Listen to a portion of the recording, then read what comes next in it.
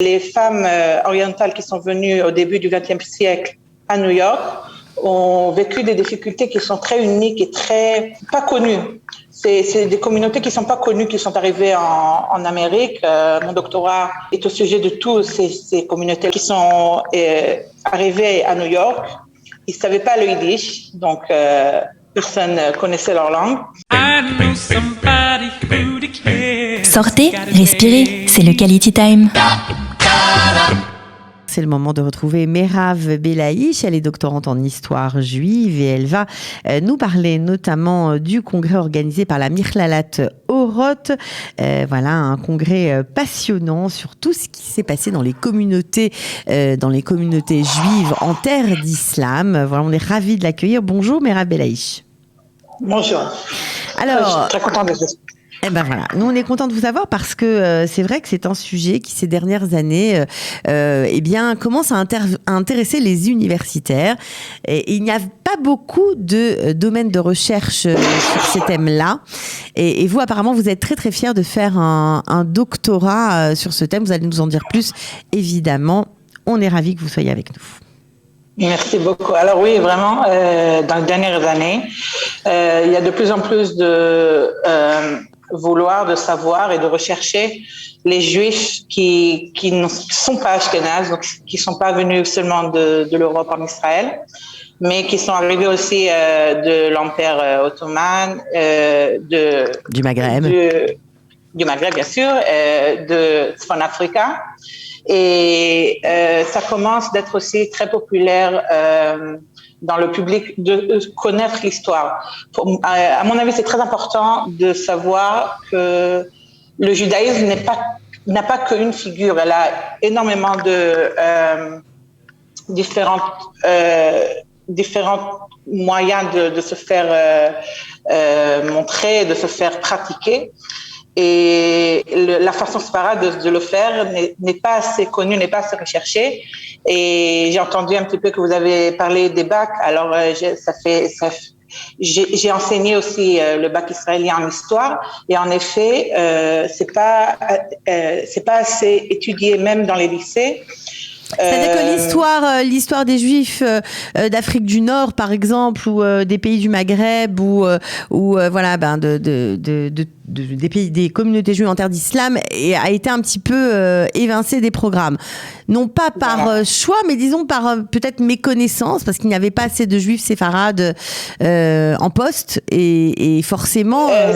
C'est aussi une question qui est recherchée. Non, c'est une question de savoir pourquoi. Comme ça, parce que en effet, il y a à peu près 50% de Juifs en Israël qui sont séfarades, qui sont venus de pays islamiques. Donc, on aurait pu penser qu'il y aurait au moins 20% ou 30% d'études de ce sujet.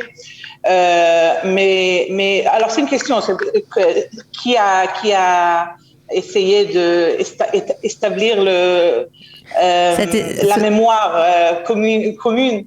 Comme elle est faite, c'est une bonne question. En tout cas, les dernières années, il y a de plus en plus des étudiants et des recherches qui se font parce que c'est la deuxième et troisième génération qui arrivent de s'intégrer dans les universités, dans les Michlalot Michlalot Lechinur. Et c'est pour ça qu'il y a de plus en plus de gens qui parlent de ça. Voilà, qui parle de ça. Et apparemment, la Michlalat Oroth s'intéresse de près. Alors, c'est une institution qui forme les professeurs. Donc, ça en dit long sur le devenir de ce sujet dans la société israélienne. Alors, vous aussi, vous allez intervenir. C'était un congrès qui est ouvert à tous, je crois, en Zoom, n'est-ce pas? Ce sera le 28 avril. Voilà, mercredi, c'est ouvert à Zoom pour tout le monde dans le site de Michlalat Oroth et sur leur Facebook. Moi, je vais parler de femmes séfarades orientales qui sont arrivées en Amérique. C'est encore un judaïsme qu'on ne connaît pas, le judaïsme américain.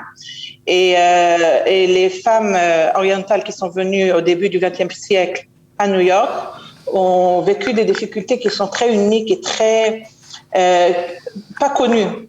C'est des communautés qui ne sont pas connues, qui sont arrivées en Amérique. Mon doctorat est au sujet de toutes ces communautés-là qui sont à New York, qui sont venues de l'Empire ottoman et qui sont arrivées de Palestine, de Grèce, de la Turquie, et qui sont arrivées à New York. Ils ne savaient pas le yiddish, donc personne ne connaissait leur langue. Et il y a même des histoires que les juifs ashkénazes qui sont venus dans le même moment, ne les ont pas reconnus comme étant juifs.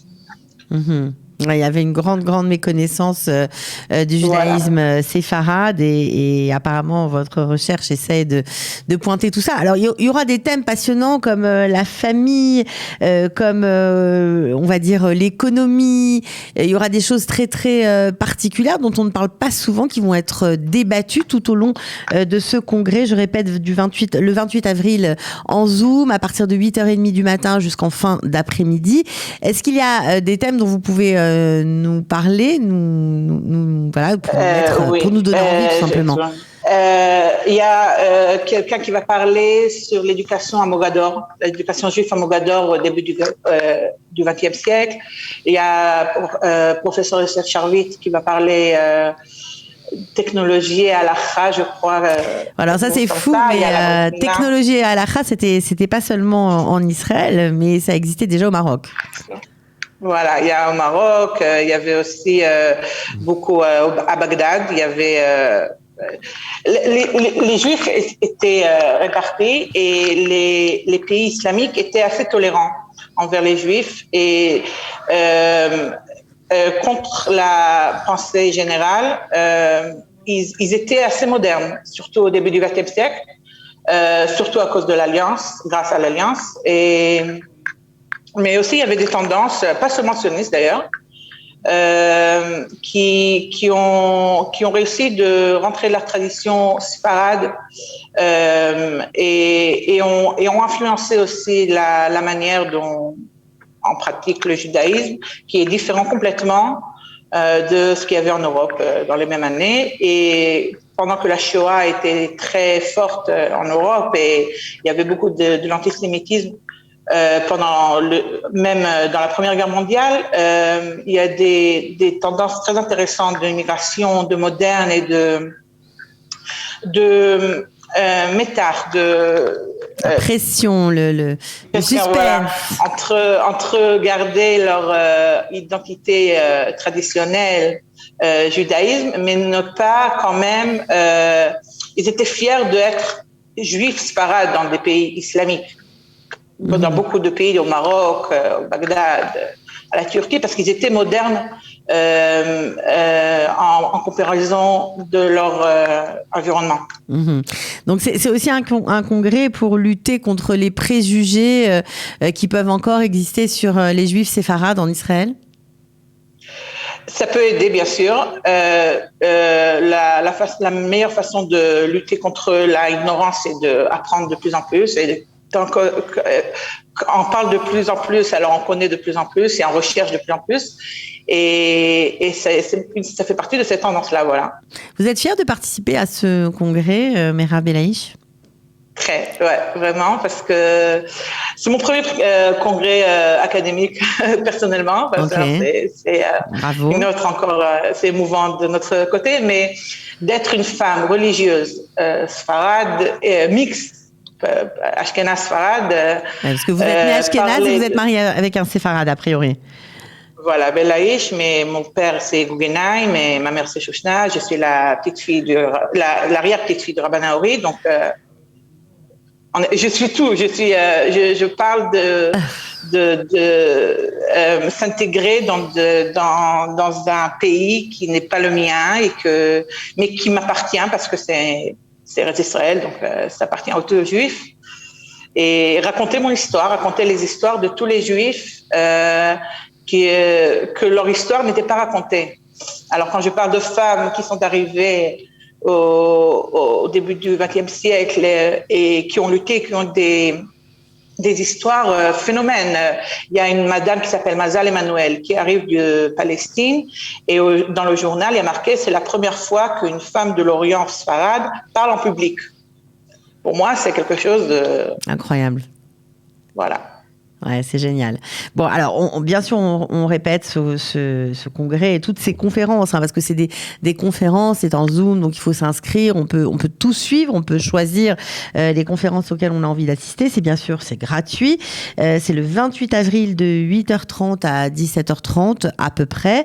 Voilà, on peut se connecter sur la Michlelet Orot Israël, sur leur page Facebook ou sur leur site internet et bien sûr participer, voilà, tout simplement à ces différentes conférences qui promettent d'être passionnantes. On voulait vraiment vous remercier d'avoir pu informer les francophones qui ne sont pas forcément hébraïsants, bien que toutes les conférences seront en hébreu, mais de savoir que ces sujets sont débattus, ces sujets existent et prennent de plus en plus d'importance en Israël, et ça c'est vraiment c'était vraiment chouette de le signaler ce matin. Merci Meirav Belaïch, on se retrouve une prochaine fois avec grand plaisir. Merci beaucoup. Sortez, respirez, c'est le Quality Time.